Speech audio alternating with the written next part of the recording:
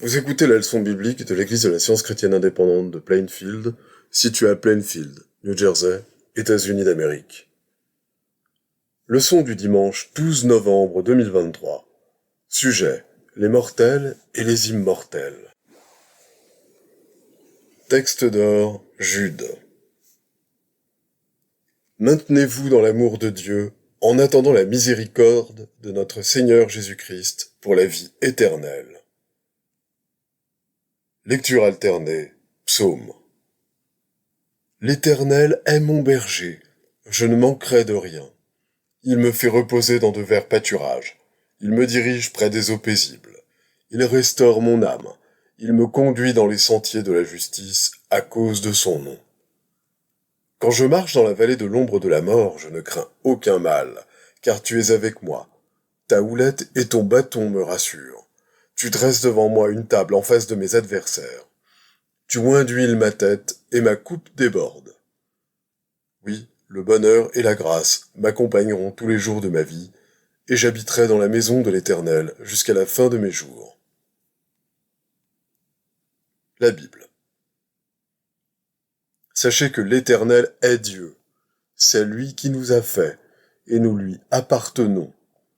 Nous sommes son peuple et le troupeau de son pâturage. Ne savez-vous pas qu'en vous livrant à quelqu'un comme esclave pour lui obéir, vous êtes esclave de celui à qui vous obéissez, soit du péché qui conduit à la mort, soit de l'obéissance qui conduit à la justice. Mais grâce soit rendue à Dieu de ce que, après avoir été esclave du péché, vous avez obéi de cœur à la règle de doctrine dans laquelle vous avez été instruit.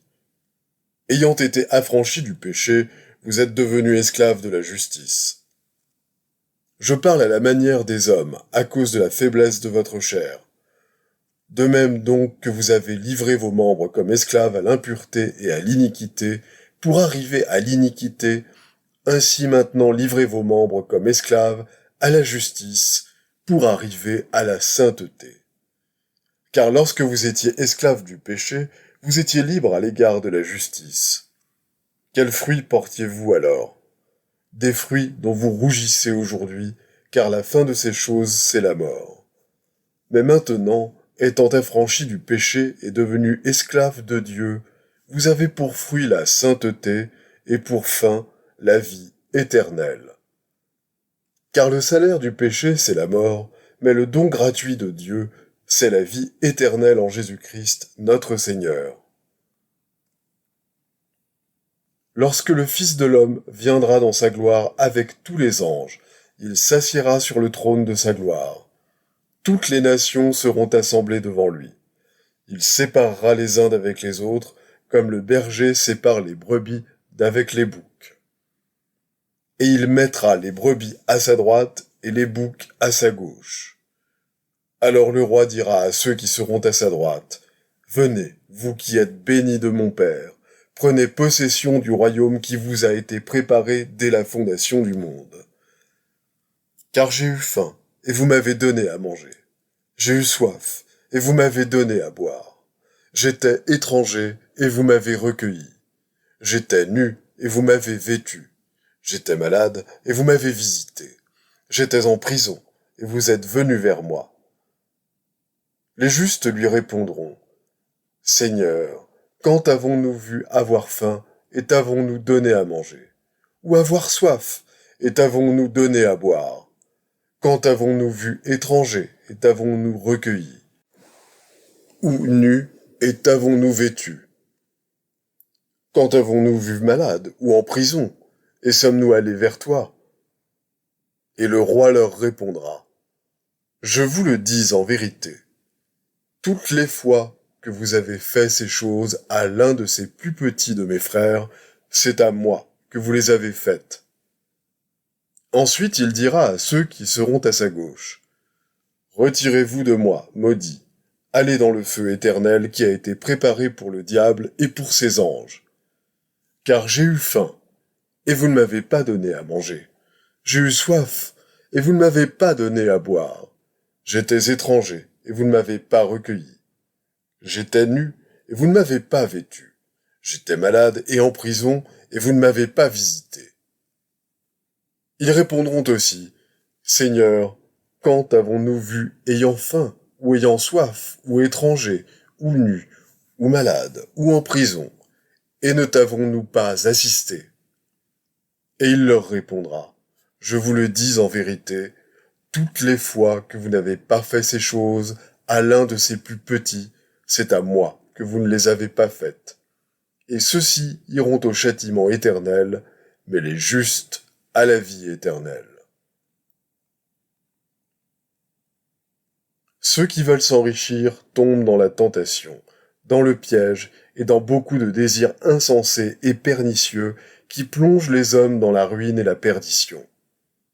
Car l'amour de l'argent est une racine de tous les maux, et quelques-uns, en étant possédés, se sont égarés loin de la foi et se sont jetés eux-mêmes dans bien des tourments.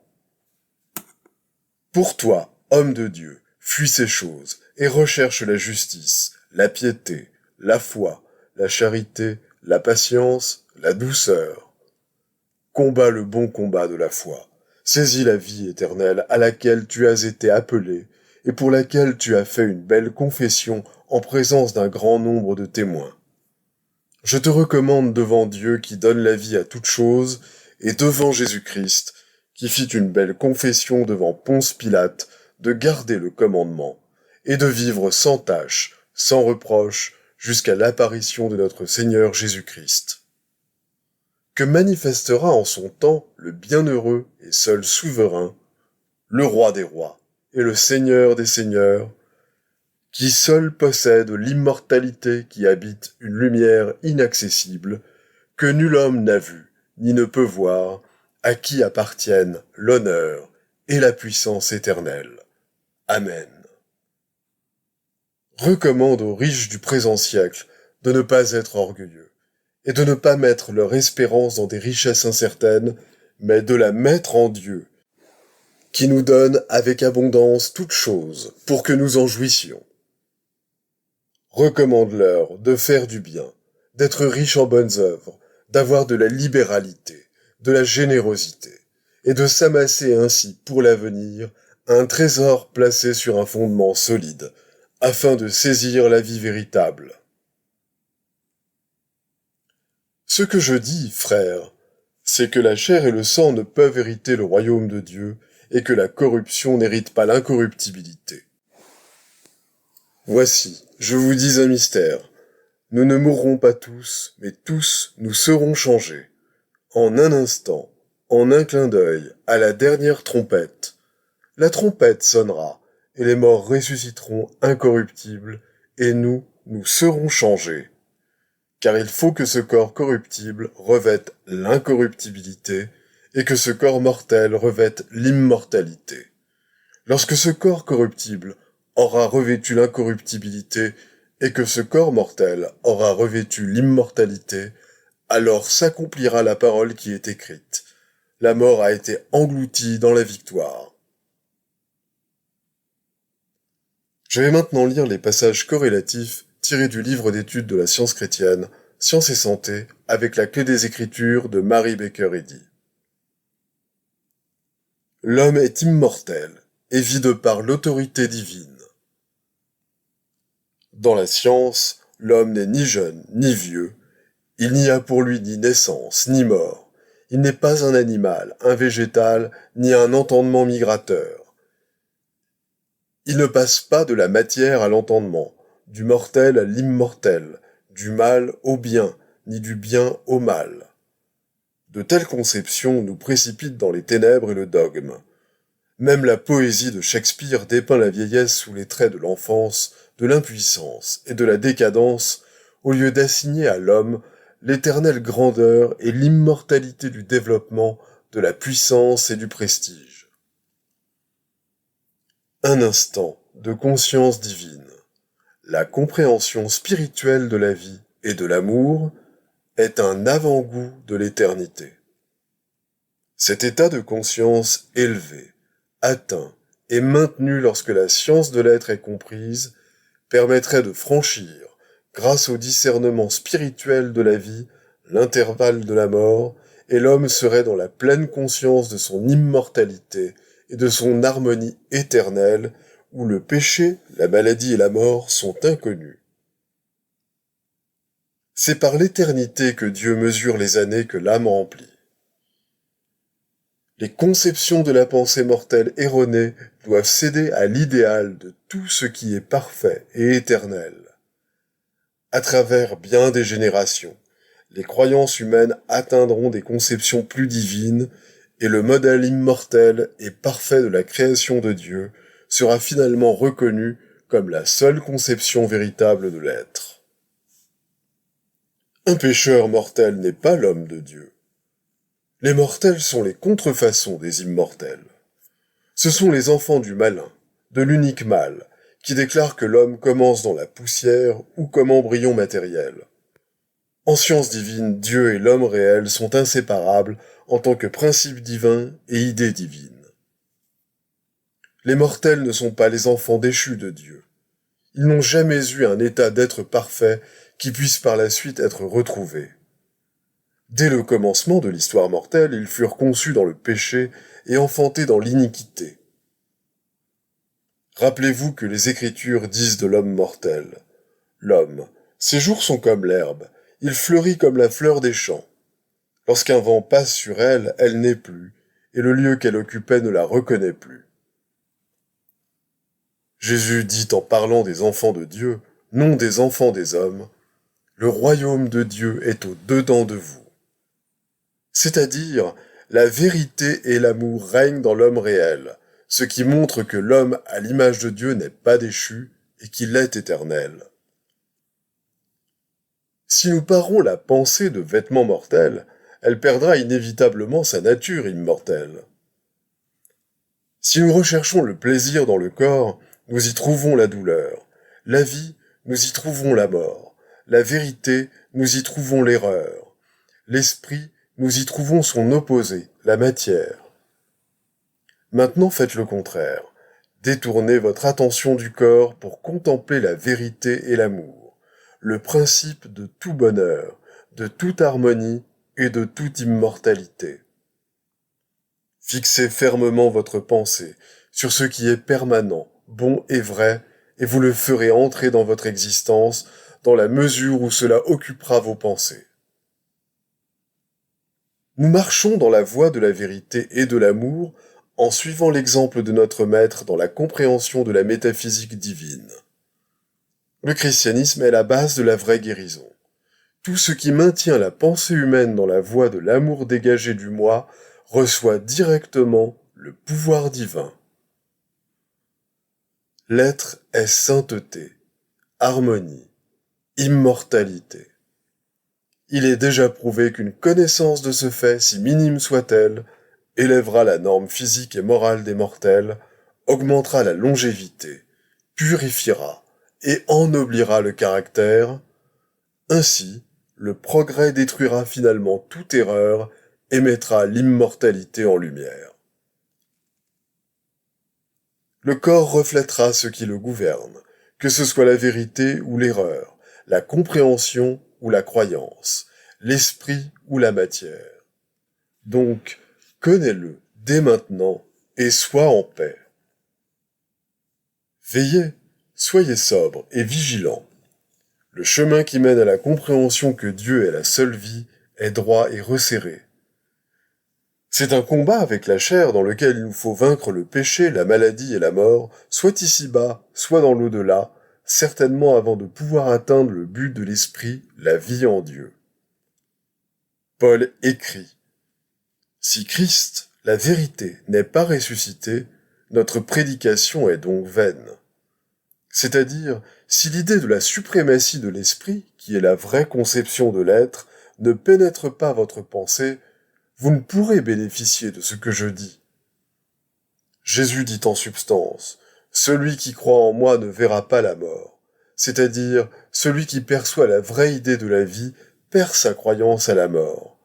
Celui qui a la vraie idée du bien perd tout sens du mal, et de ce fait pénètre dans les réalités impérissables de l'esprit.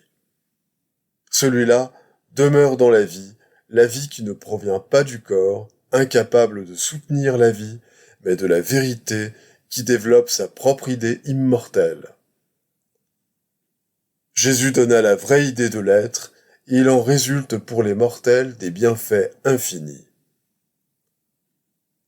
Le privilège de l'homme, en ce moment suprême, est de prouver ces paroles de notre Maître. Si quelqu'un garde ma parole, il ne verra jamais la mort. Dépouiller la pensée des faux appuis et des manifestations matérielles afin que les faits spirituels de l'être apparaissent. Telle est la grande réalisation grâce à laquelle nous ferons disparaître le faux pour faire place au vrai. C'est ainsi que nous pourrons établir en vérité le temple, le corps dont Dieu est l'architecte et le constructeur. Nous devrions consacrer l'existence non au Dieu inconnu que nous adorons sans le connaître, mais à l'architecte éternel, le Père éternel à la vie, à laquelle le sens mortel ne peut nuire et que la croyance mortelle ne peut détruire. Nous devons comprendre clairement que la puissance mentale peut contrebalancer les fausses conceptions humaines et les remplacer par la vie qui est spirituelle, non matérielle. Il faut mettre en lumière le grand fait spirituel que l'homme est, non pas sera, parfait et immortel. Nous devons être pour toujours conscients de l'existence, et tôt ou tard, par le Christ et la science chrétienne, nous devrons maîtriser le péché et la mort. L'évidence de l'immortalité de l'homme deviendra plus apparente à mesure que l'on renoncera aux croyances matérielles et que l'on admettra les faits immortels de l'être. Que le désintéressement, la bonté, la miséricorde, la justice, la santé, la sainteté, l'amour, le royaume des cieux règnent au-dedans de nous, et le péché, la maladie et la mort diminueront jusqu'à ce qu'ils disparaissent finalement. Les devoirs quotidiens de Mary Baker Eddy. Prière quotidienne. Il sera du devoir de tout membre de cette Église de prier chaque jour. Que ton règne vienne, que le règne de la vérité, de la vie et de l'amour divin soit établi en moi et élimine de moi tout péché. Et puisse ta parole enrichir les affections de toute l'humanité et la gouverner. Règle pour les mobiles et les actes. Ni l'animosité, ni un attachement purement personnel ne doivent déterminer les mobiles ou les actes des membres de l'Église mère. Dans la science, l'amour divin seul gouverne l'homme, et un scientiste chrétien reflète les douces aménités de l'amour en réprouvant le péché et en manifestant un véritable esprit de fraternité, de charité et de pardon. Les membres de cette Église doivent journellement veiller et prier pour être délivrés de tout mal, pour ne pas prophétiser, juger, condamner, conseiller, influencer ou être influencé d'une manière erronée. Vigilance face au devoir. Il sera du devoir de chaque membre de cette Église de se défendre journellement contre la suggestion mentale agressive et de ne pas se laisser entraîner à oublier ou à négliger son devoir envers Dieu, envers son leader et envers l'humanité. Par ses œuvres, il sera jugé et justifié ou condamné.